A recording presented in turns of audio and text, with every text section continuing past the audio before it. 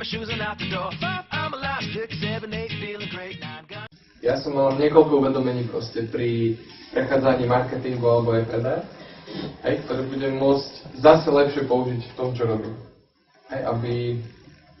Aby to bolo proste jednoduchšie, aby som nemusel toľko úsilia do toho dávať a aby sa mi ľudia neodhlasovali z tých rôznych databáz, ktoré máme. Naozaj, aby to bolo trefnejšie, presnejšie, aby to prinášalo tým ľuďom. Aby to nebolo na obťaž, ale bolo to prínosom vlastne.